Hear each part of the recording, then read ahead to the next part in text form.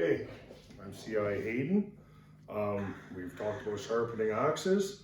Now the thing I heard the most, we're going to learn how to sharpen a knife. I've always told you guys I always take a sharp belt knife out with me in the field. I'd like you guys to get in the habit of the same thing, not necessarily on FTXs. We'll discuss the rules about that later, prior to any field training exercises, but just for general use. So, here's my bush knife. I'm going to check to make sure the pins are all good, nothing's cracked or broken, just like we do on an axe. Make sure the handle's tight. There's a few less things to check. The only difference between this and the axe is we're not going to be using a file on this. There's a lot of steel you can move on an axe. The file works well for that. There's not as much steel on a knife, and if you use a file on it, you're going to drastically reduce the life of your knife. Okay, so we actually have a lot of options for sharpening knives out there. We have our 2-grit sharpening stone. When you look into this, there's different grits for them. So look around. This is just your standard sharpening stone, little coarse. So this is about a medium grit and a fine grit. It's not a real coarse grit stone. Coarse grit is more of a, they call it a tool sharpening stone. It's really hard to get a really good edge on it because it's not fine enough. It's for sharpening, not even sharpening the axes, and not even the way I like them sharpened, and other tools. We also have, you guys may have all seen these, you know, those kitchen knife sharpeners. So this is basically like a 2-grit stone, and all it is, these grooves are already cut for a kitchen knife though, not for a bushcrafting knife. So that's why you can't actually get your bushcrafting knife as sharp, because it's got a different grind on it. So we have our coarse, our medium, and this number 3, the finest, is usually a ceramic. Ceramic is going to be your really, really fine one, used for taking off the smallest of burrs. Sharpening steels, maybe you've seen those. I'm not going to teach you guys how to use them. And then I'll save the best for last, my personal favorite. So, we inspected our knife. So we look down. This is the spine. There's a handle, edge. Anytime we're handing a knife off to someone, it will be in its sheath, hopefully, preferably. And we're going to hand it to the person, handle first. They're going to take it, make sure they've got a firm grip, let go, and they've got the knife. So we're going to take it from them. We're going to hold it. As you can see, we're always holding the blade away from ourselves. So I'm not actually going to use this. I'm not going to use the kitchen sharpener. I can if you guys want, actually. So what I like to do is, that one you don't have to work both sides, because as you can see, there's grooves already in there. So as long as you run them through straight, it should work. There's lots of different variations of these out there. I do actually have one that's more of a field knife style, and it only has 2. It has a coarse and a fine. So number 1 is our most coarse, 2 is our medium, 3 is our fine. So I will usually start off and do 5 or 6 on the coarse to make sure I've gotten rid of any big burrs.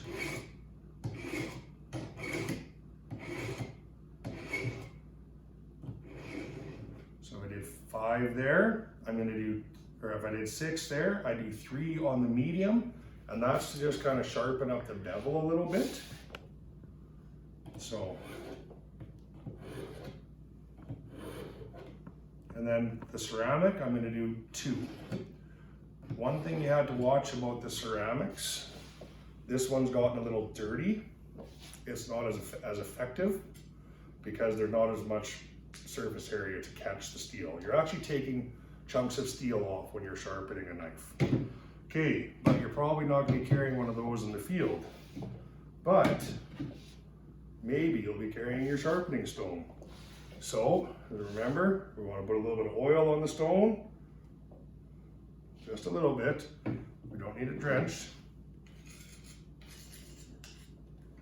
Okay, you're going to hold it at about that 35 to 45 degree angle, 30 to 45, sorry. You're gonna, now, what you're gonna do is you're actually gonna move the knife down the stone, away from your body, and you're actually gonna cut, you're gonna rub the blade into, cut the blade into the stone. And so remember with the axe and the file, we were doing two motions at once. We were doing ahead and to the side.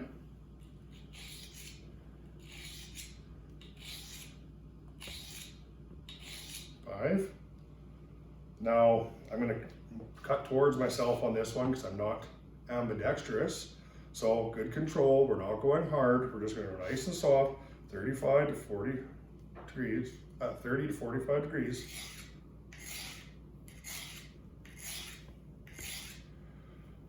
So one thing we can do, and I forgot to mention it guys, as we did with the axe, let's do with the knife. Let's take that marker and let's color up that cutting edge. Until you guys are used to it, it's a good practice to get into because you'll see areas that you're sharpening, and if you're missing any in how you do it, you're gonna know because there's gonna be marker on your blade still. It's hard to tell if you don't. Okay, so the reason that I'm moving the knife onto the stone is any burrs, any microscopic burrs it brings up, it's gonna push away from the blade. If you do it the other way, it actually takes all that steel that is removing and it actually sticks to the blade and it doesn't feel as sharp. And you wind up with all those little steel splinters we talked about with the axes. So,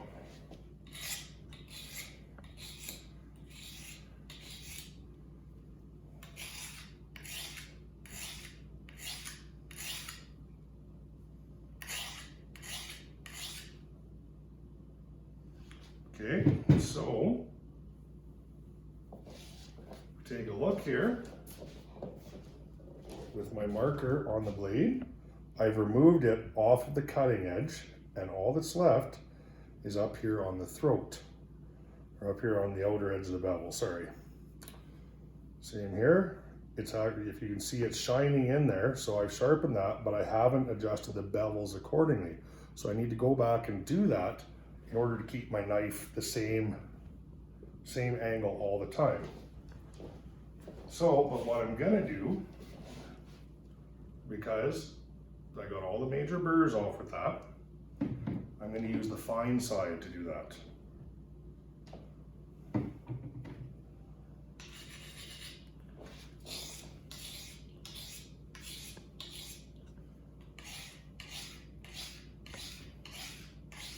So, same thing, we're gonna be about that 30 degree angle. I'll have to look it up exactly for the angles, but unless you have a protractor, you're just gonna get a feel for it. If you're holding it too flat, it's not gonna do anything. If you're holding it too sharp, too steep, you're gonna cut into the blade. So you want it, so just the edge of that cutting edge is at about a 30 to 45 degree angle to that stone, if you can see that, this angle between here and here.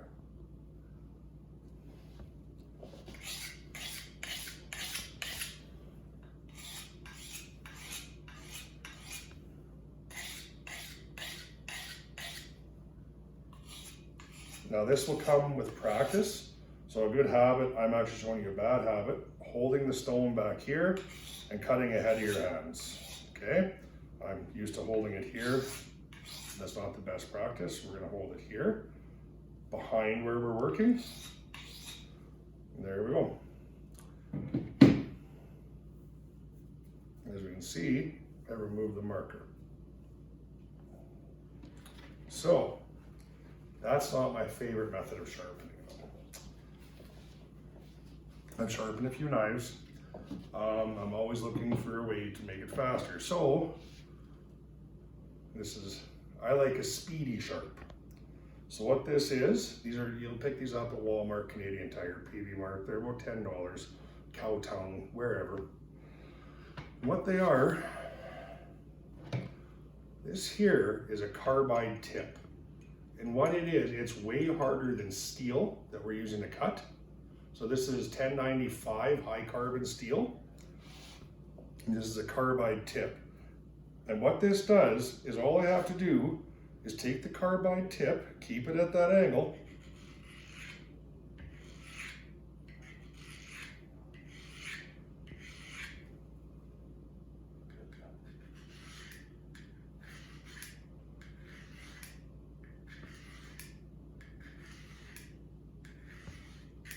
what that does, it does everything that that stone did. The first few strokes will find those nicks and any nicks in the blade, and is really going to push them out. And then the next few are actually going to really hone the blade. You have to really know your angles when you're using this.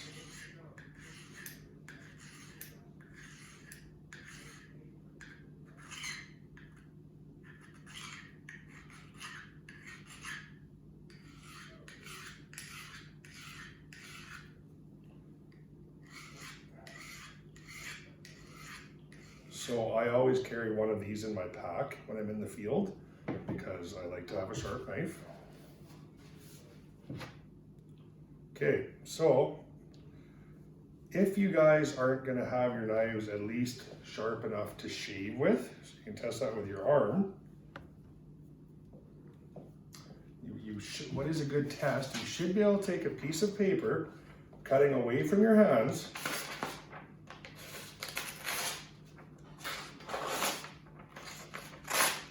should be able to cut this paper.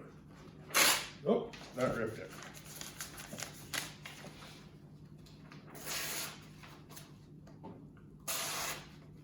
As you can see, we're cutting the paper, it's not tearing it. And that's how sharp you're going to want a field.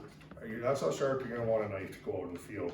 That's a really good test that your knife is sharp enough, okay? So, and then once we're done, depending on what you're using your knife for, my knives get a lot of work out, so I don't oil them. Plus it's a high carbon steel, so I don't oil them before I put them away, but I always make sure I put them away when they're done.